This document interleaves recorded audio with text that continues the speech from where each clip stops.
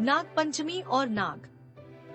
श्रावण मास में पंचमी के दिन नाग पंचमी का त्योहार आता है।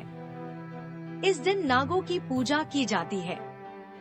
उसे गरुड़ पंचमी भी कहते हैं। इस त्योहार वाले दिन खेतों में हल चलाना, सब्जी काटना आदि कार्य नहीं किए जाते। इसके पीछे एक कथा है। कहते हैं कि बहुत वर्षों पूर्व किसी गांव में एक किसान रहता था। नाग पंचमी के दिन वह खेत में हल जोतने गया। कुछ देर काम करने के पश्चात वह आराम करने बैठ गया। उसका 8 वर्षीय पुत्र भी वहीं आ पहुंचा।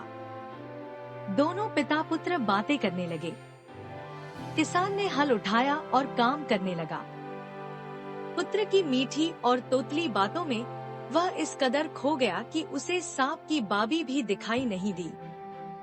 उसकी लापरवाही के कारण सांप के छोटे छोटे बच्चे हल की नोक से कुचले गए। थोड़ी देर बाद सांप वापस आया तो वह अपने मरे हुए बच्चों को देख फुफकारने लगा। पास ही हल पड़ा था। हल की नोक पर लगे खून के कारण उसने हत्यारे को पहचान लिया। किसान और उसका पुत्र सांप के काटने से मारे गए। सांप का क्रोध तब भी शांत न हुआ। वह किसान के घर जा पहुंचा। किसान की पत्नी नागदेवता की पूजा में मग्न थी।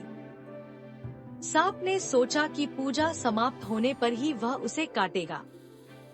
पास ही पूजा की भोग सामग्री पड़ी थी। भूखे सांप ने वह सारा दूध पी लिया।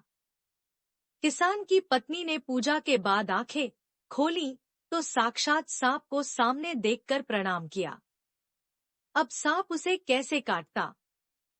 उसने साफ शब्दों में बता दिया कि वह क्रोध में अंधा होकर उसके पति और बच्चे को जान से मार आया है।